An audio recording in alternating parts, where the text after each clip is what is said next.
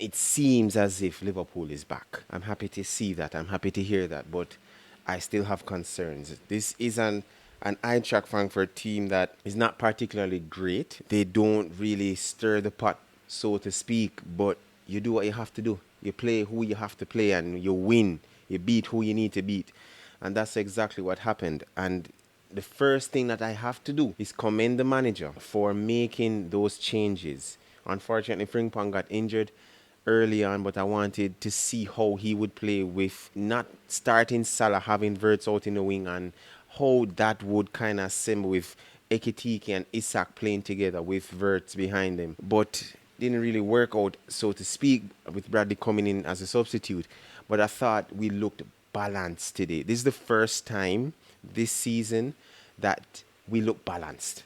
Like our right back, our left back looked like they had an idea what to do and what not to do. Now, this could be because the big change is that Mohamed Salah didn't start. It could be also that Gravenberch was injured, so he didn't get to play. But what I saw today was a team that, and this team looked like it wanted to score. They didn't look so disheveled and look like they had a head loss and really have a fact. Unfortunately, going behind again, which they really need to mop up as best as possible. They can't keep getting away with this. But the team looked in control. And every single time that they went on the attack, they looked like they were about to score. Now, we can start off with Ekitike being, to me, the man of the match, to be honest with you. I am in awe of how he plays and thinks of the game and how he gets into positions, and his touch, his control is immaculate. It really does remind me of a hybrid Henry and Benzema. Ekitike is like that. He looks like Isak with the 135 or 130 mil. And Isak looked like a new striker coming in, honestly. And today he showed up and showed out. That ball from Andy Robertson to play him in his own half, to the touch getting in front of the defender and then slotting it right past the keeper is absolutely pitch perfect. And that's the kind of striker that you would want. You can't ask for a better pass and you couldn't ask for a better strike. Composure, control, coolness, the ice in his vein to slot the ball past the keeper. And it was really, really impressive to get Liverpool back into the game after going down a goal behind. And to be honest with you, I'm wondering if he should be the one to be starting and Isak come off the bench. Is it a case that you can do like what Manchester United do with Sheringham and Andy Cole, or Dwight York and Andy Cole, and probably try both strikers? Yes. But what I saw today, he could lead the line easily because he's that good, because he has that kind of quality. And I thought today he was exceptional. Of course, we're going to talk about Florian Wirtz, who was absolutely great. Finally getting off the mark, has 2 assists. I thought the first one was pretty good. He should have had a goal. We're going to talk about that probably later down in the video. But I thought his game, his touches, his thought process, his tight space control of the ball, manipulating the ball, moving the ball as best as he could. He showed he wanted to get the ball in receiving between the lines as well. Very, very good. And then with Frimpong getting substituted, Slot giving him new instructions, and he just pretty much kind of adjusted his game accordingly, which I thought was very, very good. Really, really good from him. And I thought Van Dijk and Konate played well as well. And there are 3 players that I really want to speak about. The first one is Andy Robertson. Now, our left back has been an issue with Kirkes. He is young, he is energetic, he needs to understand how he needs to play. And I said this to someone in a WhatsApp group. I think Slot may have made a mistake starting Kirkes a little bit too soon, because he is the one to be starting, and maybe should have started with Andy Robertson and how he wants his left back to be playing. And there was such a calm presence between Robertson and Van Dijk. Now, it could be, of course, because of familiarity, playing over hundreds of games for so many years, of course. But how Robertson played brought such stability and calmness, not just in the back line, but also in the middle of the park, because he was interchanging with Dominic Szoboszlai at times, or with Curtis Jones at times, as the left-sided centre-back when they were beginning to push forward. And then when he began to press, the team looked better when he was pressing than when he dropped off, and they wanted to have that +1 in the back line that persons always speak about. But Andy Robertson looked really, really good. And it now begs the question, does he start other games just to have that stability again, just to have just a bit more seniority in terms of not only on the bench but on the sidelines or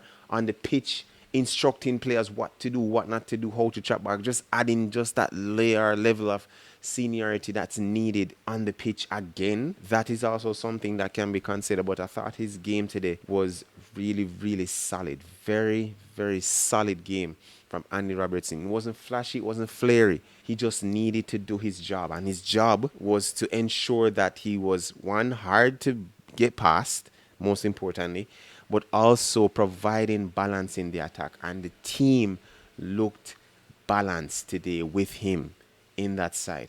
And then now it leads me now into the big thing, which is Curtis Jones and Dominic Szoboszlai. Listen, those two started off a little bit rocky, kind of get themselves into the game in terms of how they wanted to pass and move the ball around. And to some extent, a little bit, one of them, I don't remember who it was at fault in terms of the goal that Frankfurt scored. But I thought after that, it was just the Dominic Szoboszlai and Curtis Jones show in the middle of the park. Curtis Jones passed for 122 times out of 127. So he had a 96% passing rate.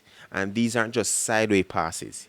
He was pushing the ball forward. He was progressive with his passes. Body feints, opening his body like to this way, and then making the pass there just to fool the Eintracht Frankfurt defenders or midfielders who were there trying to cut off the pass, and just played a beautiful pass right to Florian Wirtz in the right half space in the first half. Or second half, I should say, that he took control of the game. And then Dominic Szoboszlai, with his running power and with his ability to hit long balls, crossfield passes as much as possible, as needed when Brad began to push forward and add or become like that winger. Stretch the pitch, so to speak, and was hitting the ball left, right, and center. Crossfield passes here to the left side, to the right side. Sometimes getting the ball between the lines right there on the edge of the 18-yard box. But I thought those two really controlled the game. And again, everyone did their job. One of the biggest gripes that I've had with this team so far this season was the lack of effort in pressing. I said that our pressing has to be better. And we were more aggressive. We kind of moved away from the 4-2-4, and then now began in a 4-4-2, I guess because we had two strikers. It was on the right, Gakpo on the left. And then we had Dominic Szoboszlai and Curtis Jones in the middle. But we pressed well. We pressed good enough. I think at times where we kind of were pressing passively and giving Frankfurt the kind of space and time on the ball, which really wasn't needed. But I don't know. That's the instruction of Slot. But I thought we pressed good enough today. I thought how the team came out to play was very good. And which leads me now to the big question, Mohamed Salah. Listen to me, I love Mohamed Salah's game. I love I love what he has done for this club for the past 8 going 9 years. I am in his debt for bringing 2 titles to Liverpool, the Premier League title and a Champions League. But what I saw today from this man, and for the past couple of games, it has to be said, I don't know for whatever reason, it's becoming more apparent that he's becoming more selfish. We know that in the past he's been selfish and sometimes it works, it doesn't work. His consistency in goal scoring is very good, but he was selfish today. That pass, that goal opportunity to give it to Wirtz across the pitch, he should have passed it. Instead, he elected to shoot, and keeper saved it. And it sums up so far this season what his mindset is going into each game, which is, I have to be on the score sheet. I have to provide the pass. I have to be the one that leads the team to victory. And nothing is wrong with that. Nothing, I'm not against that. But it cannot be at the detriment of this team. You did it in Manchester United where you had 2 players in front of you in the 6-yard box. You had Wirtz and you had Isak. And you decided to take the shot, snatched at the shot, and kick the ball wide of the post, inside of the 6-yard box, right in front of. That can't happen. And today you did it again. And what is now damning, or more damning, is that he now has changed his Twitter profile pic. I don't know, I guess because of the criticism and slash the abuse, which is absolutely unnecessary and will not be tolerated at all. He's hearing it. You can't just change that and not know I hear. He's hearing it. And he has to evolve. His game has to evolve again. You are not the Mohamed Salah of last season right now, and nothing is wrong with that. But your game has to evolve to a state where it's not about you anymore. You have solidified your legacy as one of the greatest players to play the game, particularly in the Premier League. You are Mr. Consistency through and through for years. But what I saw today, it made me now begin to realize that it's more about him than the team. And again, for those who may click this is not to state that he's all about himself and he doesn't care about the team. No, I'm not saying that. But what I'm saying is that there are instances in this game or in games gone by that Mohamed Salah has elected to do it himself or be the hero, so to speak, rather than just allow the easier pass or allow the better decision for a better opportunity for someone else to score or provide the assist before they assist. That can't happen. And, him putting up his hand and saying to the people that, forgive me, I should have done better. It goes to show that he has heard the criticism, he's heard the wordings, he's seen the replies, he knows what's happening. And I hope this changes for the better going into the next game for Brentford because, again, this is a Frankfurt team that is not at their best or one of the best teams in the German league. But Liverpool can take this result and go with it to Brentford and see if they can win another game. Put some pressure back on Arsenal. But most importantly, get the confidence back. Bring back effort to win. But guys, let me know what you think. Like, share, subscribe, turn on notification bell. We are at 254 subscribers. We're 46 away from 300. Let's get to 300 subscribers before the year is ending. Until next time, guys. Peace.